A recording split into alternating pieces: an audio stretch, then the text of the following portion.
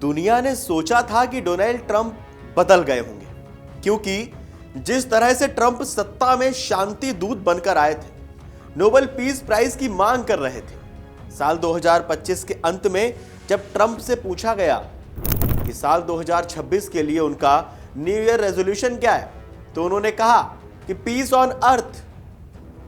लेकिन जनवरी 2026 की शुरुआत ने साफ कर दिया कि ट्रंप की अमेरिका फर्स्ट नीति अब और भी ज्यादा आक्रामक हो चुकी है।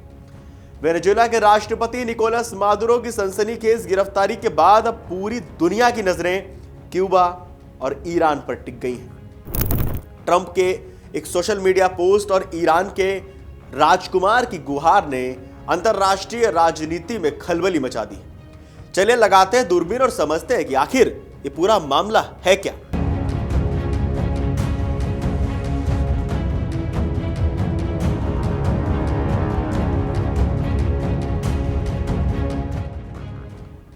सवाल उठ रहा है इस समय जियोपॉलिटिक्स में कि क्या मार्को रूबियो क्यूबा के राष्ट्रपति बनेंगे।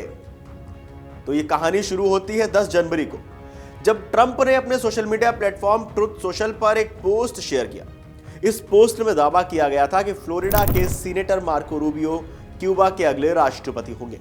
अब वैसे तो रूबियो अमेरिकी सीनेटर हैं, लेकिन ट्रंप ने इस पर चुटकी लेते हुए लिखा कि ये तो अच्छा लगता है, सुनने में ये एक मजाक लग सकता है, लेकिन इसके पीछे की टाइमिंग बहुत गंभीर है। ये महज एक इत्तेफाक नहीं है। महज कुछ दिन पहले ही अमेरिकी सेना ने रात के अंधेरे में वेनेजुएला में घुसकर राष्ट्रपति मादुरो को उठा लिया था। अब ट्रंप ने क्यूबा को सीधी चेतावनी दे दी है, या तो अमेरिका के साथ डील करो या फिर अंजाम के लिए भुगतो। ट्रंप का गणित सीधा है। क्यूबा सालों से वेनेजुएला को सुरक्षा और जासूसी सेवाएं देता रहा है और बदले में उसे वहां से सस्ता तेल और पैसा मिलता था। अब जब मादुरो जेल में है तो ट्रंप ने क्यूबा की ऑक्सीजन यानी तेल का पैसा ही काट दिया। वो चाहते हैं कि क्यूबा घुटनों पर आए और उनकी शर्तों पर समझौता करें। अब इसके बाद बात करें ईरान में अंतिम बादशाह के बेटे की गुहार की। दूसरी तरफ मध्य एशिया में आग लगी हुई है। दिसंबर 2025 से ईरान की सड़कों पर लोग महंगाई और बेरोजगारी के खिलाफ प्रदर्शन कर रहे हैं। अब तक 500 से ज्यादा लोगों की जान जा चुकी है। इसी बीच ईरान के आखिरी शाह के बेटे रजा ट्रंप को शांति का दूत बताते हुए कहा कि ईरान के लोग चाहते हैं कि ट्रंप उन्हें भी महान बनाए, यानी मेक ईरान ग्रेट अगेन जैसा कुछ कैंपेन लेके आए, उसमें मदद करें। हालांकि ट्रंप यहां बहुत फूक फूक कर कदम रख रहे हैं। उन्होंने 8 जनवरी को तहलबी से मिलने से इनकार कर दिया और कहा कि यह सही समय नहीं होगा। भले ही ट्रंप उन्हें आधिकारिक समर्थन नहीं दे रहे, लेकिन उन्होंने ये जरूर कहा है, जानकारों का मानना है कि ट्रंप जानबूझकर सस्पेंस बनाए हुए। वो ईरान की सरकार को डराकर रखना चाहते हैं कि अगर उन्होंने प्रदर्शनकारियों पर और ज्यादा सख्ती की तो अमेरिका सीधे सैन्य हमला भी कर सकता है। अब सवाल ये उठता है कि ये ट्रंप का मास्टर स्ट्रोक है या फिर कोई जोखिम भरा खेल हो सकता है। तो ट्रंप की इस कूटनीति को समझने के लिए हमें 3 बातों पर गौर करना होगा। पहला, डर का माहौल। मादुरो की गिरफ्तारी ने दुनिया भर के तानाशाहों को संदेश दे दिया है कि ट्रंप अब केवल बातचीत नहीं करेंगे बल्कि कार्रवाई भी कर सकते हैं। आर्थिक दबाव।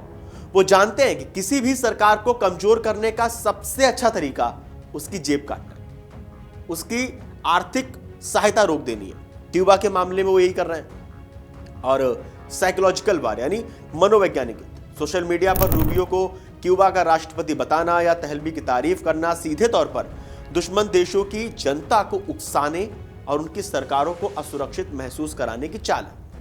फिलहाल ना तो मार्को रूबियो क्यूबा जा रहे हैं और ना ही अमेरिका ईरान में युद्ध शुरू कर रहा है।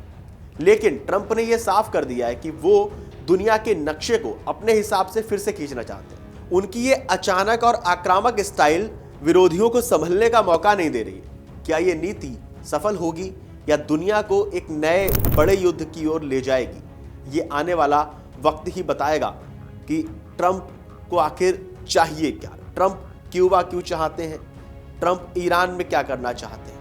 हालांकि ट्रंप की नीतियों को लेकर आपका क्या मानना है, आपको क्या लगता है, हमें कमेंट करके जरूर बताएं। और देश और दुनिया की तमाम बड़ी खबरें जानने के लिए देखते रहिए अमर उजाला। अगर आप ये वीडियो YouTube पर देख रहे हैं तो हमारे चैनल को सब्सक्राइब कर बेल आइकन दबाएं, और Facebook पर देख रहे हैं तो हमारे पेज को लाइक करें।